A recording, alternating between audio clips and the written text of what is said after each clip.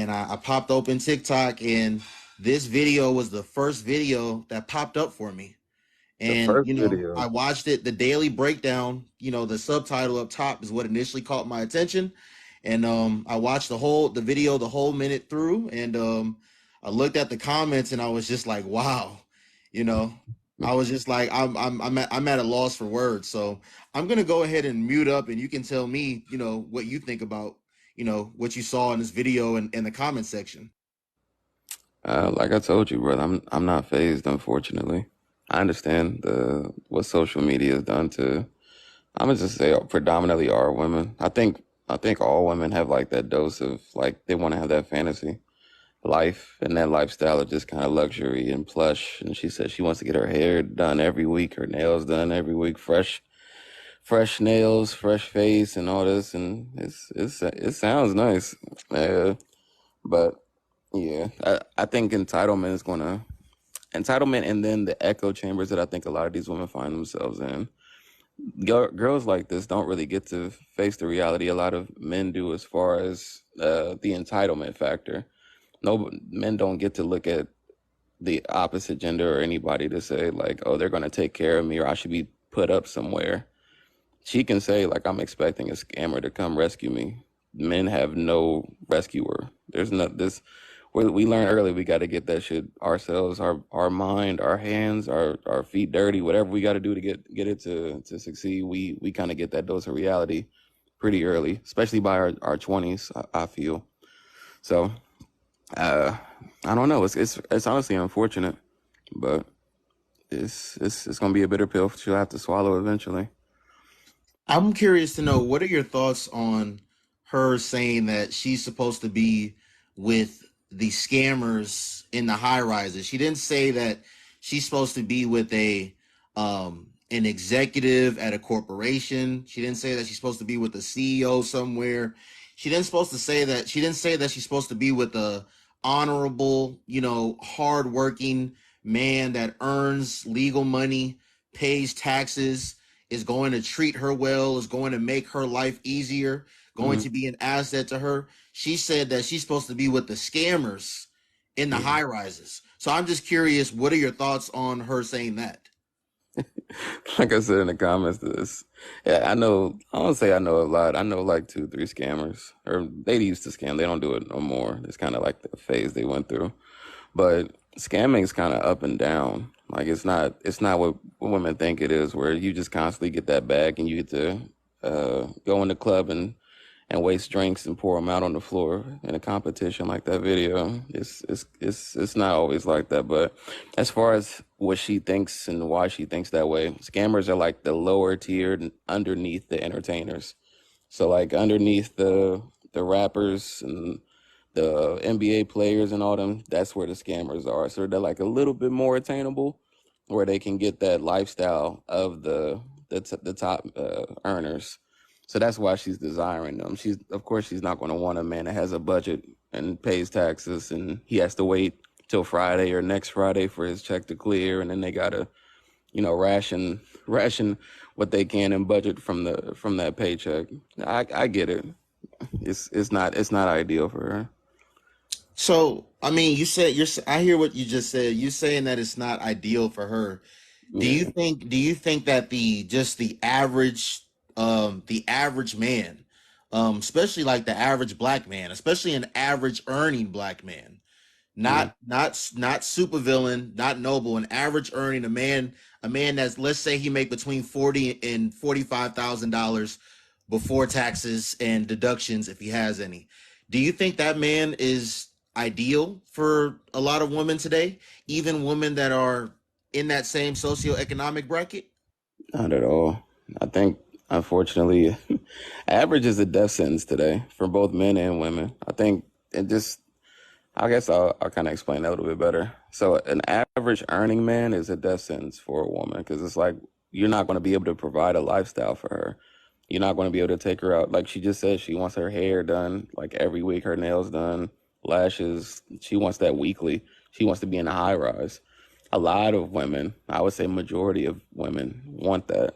And I'm not saying young women, I'm saying women, period, want that lifestyle. They want a man that has excess of money that they can do excessive things with. They all want, we all know that women like to travel and look good. So that costs a lot. So yeah, the average dude, average income, you're basically broke there. These women literally call average men broke because that's really how they view it. Because by the time you spend money on bills, food, and she said her car is on E, so you got to fill up the tank. You know what I'm saying? By the time you get done spending all that money, you damn near are broke. So that's how they look at you. It's a death sentence for her to be with a man like that. So she's not interested in the average man. So in chat, I'm coming right to you, brother. But so super villain. So I Mm, just want to be crystal clear. So even a woman that's making between $35,000 and $40,000 annually, or $40,000 and $45,000 annually, you believe that they will look at a lot of men, excuse me, that are in the same socioeconomic bracket as them as broke. absolutely, because they're broke. The same women that make the same, they're broke. Yeah, they understand that's why they're not interested in that guy because they themselves are broke. That's why they're looking for men to pay for things often. And I'm not saying there's nothing wrong with that. We always say, if you find a sucker, go ahead and lick them. But yeah, they're looking for a come up for a reason. They know what it's like to have the 30% of their check, taken out of taxes, and they got bills to pay. And like she's seeing her car on E. So yeah, she not interested in somebody with the same struggles as her. That's what's that? What would be the point? She's looking for a scammer for a reason. She needs to elevate. She's looking for somebody to elevate her lifestyle, to save her, to rescue her, put a cape on with the S on the chest. S is for scammer in a sense. So yeah. Man. So if you could have a one-on-one conversation with this woman, um, and she was to ask you, or was she was seeking advice as to actually make her dream life become a reality, what would you tell her? And what advice would you give to women in general? Would you tell them to try their best to find a man that makes X amount of money and is willing to spend X amount of dollars on them? Or would you advise them to um, become the woman and the person, um, become the female version of the man that they want to be, or reach a certain socioeconomic level so they can be around certain people more? Like, what advice would you give these women? It's kind of like two parts for a woman. There's a You ever heard like finding like a dark knight or like the dark horse, like Right. something you can get behind. So she's young, and even Tara spoke to this, finding like the right type of men early, to kind of be around or date or build with. And I know a lot of women don't like prioritizing men like when they're younger, which is their choice.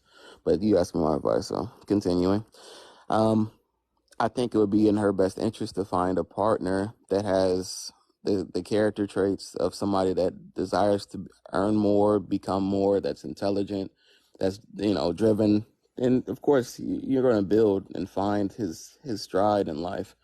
But getting into a relationship like that early, you kind of have that person that you can build with and support you with early. And that kind of takes the stress away later because you can always build your career. Your career is always going to be something that you can invest into. As far as a partner, if you don't, you might miss out on a really good dude on the ground floor. Because I'm telling you, by the time you start dating successful men and you're older, the price is going up for you to get into his graces. Because he's already got, I won't say unlimited options, but he has way more options at this point. So you won't be able to get the good seats, to say. So I would suggest finding a man early that you can invest into a relationship with, and then if you want to focus on your career after you find somebody like that, then that would be a smart play. So yeah, you can earn your money on your own, and you can earn it with him at the same time. But she's not, her whole thing is she does not even want to be working. She's not interested in working. She Hmm. wants to live a bad bitch lifestyle. She wants to be Jada. She wants to Yeah. be Ari. She wants Hmm. to be a baby mama or a girlfriend or a wife of a 7, 8 figure athlete or entertainer. So if she I hear what you're saying, but like you have to understand too that you're talking to someone that doesn't even have any interest in working. Yeah. And you know, anything there's possibility and probability. Of course. So is it possible that a woman that's down bad and has nothing going on for herself, that, you know, some man with a cape on can come save her? It's possible, but what's the probability of it happening? If in reality, because I live in the real world, you know. Hmm. um I have my delusions as well, like a lot of other people, but for the most part I do live and exist in the real world. Yeah. So in the real world, most people date and get in relationships with people that they have proximity to. And um even with having certain proximity to certain people, um social circles is a big thing. Absolutely. So I say this all the time, and I've been saying it. Right now, it is 10:09 p.m. in Cincinnati, Ohio. It is 9:09 p.m. in Minneapolis, Minnesota. Mm. I'm on TikTok Live talking about a video that I saw. You're on TikTok Live conversing with me, but there's women that are at Walmart and Target right now working the graveyard shift, stocking the shelves, Yeah. and they don't get off until 7, 8 in the morning. So what's the likelihood that that woman that's stocking the shelves at Walmart or Target right now is going to be with this 6 figure man, or this man that makes an astronomical, you know, astronomically more money than her? What's the probability of it really happening? Because more than likely, she's not in the same social circles as these men. Sure. No, and I completely agree. Of course, the probability is low. It's there's always a possibility of a 1% or less or whatever. So you can't always rule that out, of course. But everybody knows the probability is extremely low. I do want to touch on something you said earlier, though, when you first started speaking. You said this woman wouldn't be receptive to that advice. And that's the thing too. Like I've given you this advice as well when you tried to speak into that gentleman that said he's just going to quit and be a drug dealer, which is ironic in this sense. Um, you got to set expectations properly, and some people you can't save, bro. Especially if they're already kind of drinking the Kool Aid, as we say the term. So when I say drinking the Kool-Aid, I'm sure if you go on her IG, she's looking at all these women like Jada and Ari and all these influences that, she wants to be exactly like. And I'm sure you look into her friends or family or maybe even some of her dudes that she talked to, they might tell her she deserves the world, she deserves this, she deserves that. They never talk about the work or sacrifice that comes with those things to, to actually make those things happen. So, more important than your level of communication is the other person's level of understanding and perception. How open to they are, how open are they to receiving the information? Because if they're not open to receiving it, then you're going to always waste your words. And again, not everybody can go. I've told you this when you tried again talking to that young man. Not everybody can go, bro. She might just live that life where she's kicking and screaming and not seeing that she can actually get a good life. It may not be the Ari life, which is may not be the Jada life, but she can still have a good life and have good things. But again, that requires work and that requires sacrifice, which in of itself that might tune her out from anything I have to say. Nicole said that's the thing. Those lifestyles are fake. People need to live in reality, and stop comparing. Mm-hmm. So, That's very true. Supervillain, you about 7, 8 years older than me, brother. Mm-hmm. When you were my age, when you were growing up, you didn't have. I mean, I'm sure even back then, and when I say my age, not my age now, but when you were growing up as a kid in elementary, middle school, I'm sure whatever it may have been at the time, I'm sure y'all had y'all form of social media or a form of a way that you can communicate with people.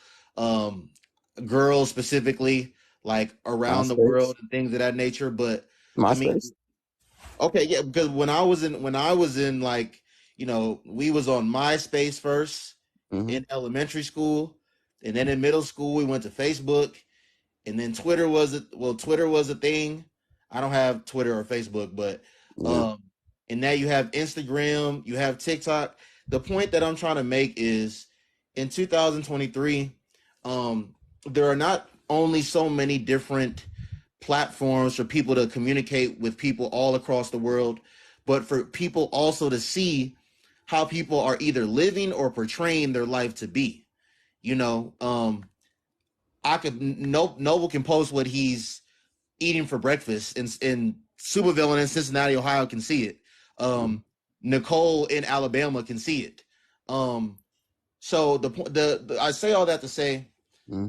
how deep do you think it gets to where um people are, both men and women, either don't think that they're doing as well in life, or that they're at a place they need to be, or that or just, do you think social media actually makes men and women unhappy? Because when they get online, somebody that they don't know from a can of paint, someone that they'll probably never ever meet in real life, they're looking at what they're posting on the internet for the world to see. And again, they don't even know that person. That person might not even be, really living how they're portraying themselves to live. But then they start comparing their lifestyle to that stranger's lifestyle.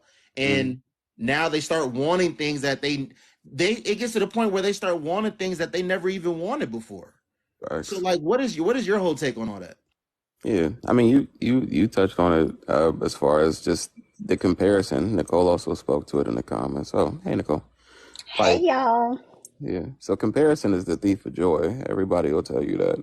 And Correct, correct. the thing about social media is you just see like people's successes. You don't see the failures or the people crashing out Yes. and burning. So they might be up when they take that picture, but you don't know, like a few months, later, or maybe a few months ago, they was down and out horribly.